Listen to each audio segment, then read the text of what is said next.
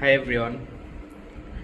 আজকে ব্যাচে ক্লাস নেওয়ার সময় একটা বিষয় নিয়ে আলোচনা করি, সেটা হচ্ছে দি ল অফ অ্যাট্রাকশন।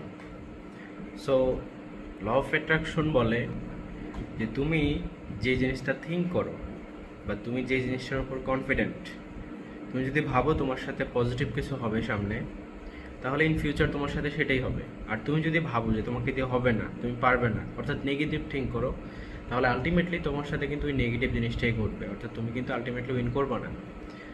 যারা তোমরা অ্যাডমিশন প্রিপারেশন নিচ্ছ, সেখানে ফার্স্ট টাইমার হোক বা সেকেন্ড টাইমার, তোমাদের নিশ্চয়ই টার্গেট হলো যে ধরো সেকেন্ড টাইমার হলে জাহাঙ্গীরনগরে ভালো করা, বিউপিতে ভালো করা, রাজশাহী, চট্টগ্রাম, বা ফার্স্ট টাইমার হলে তোমাদের অনেকেরই স্বপ্ন হচ্ছে ঢাকা ইউনিভার্সিটিতে ক্র্যাক করে অনেক ভালো একটা সাবজেক্টে পড়া।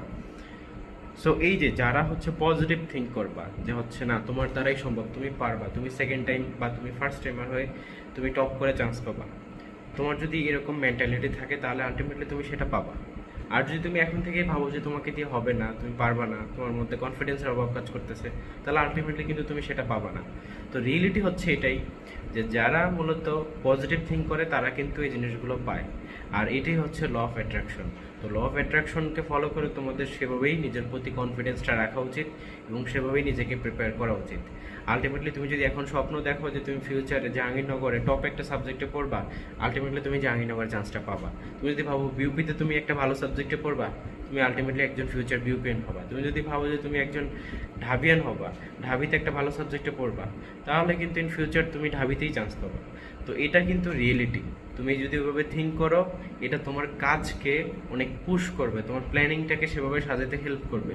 আর তুমি যদি সেভাবে প্ল্যানিং করে সেভাবে কাজ করো, সেভাবে পড়াশোনা করো, প্রিপারেশন নাও, তার মানে তুমি কিন্তু সেটার জন্য ওয়েল প্রিপেয়ার্ড। তুমি আলটিমেটলি সেটা রিচ করতে পারবা, তোমার ডেস্টিনেশন যেটা, তোমার গোল যেটা, তোমার এইম যেদিকে সেদিকে।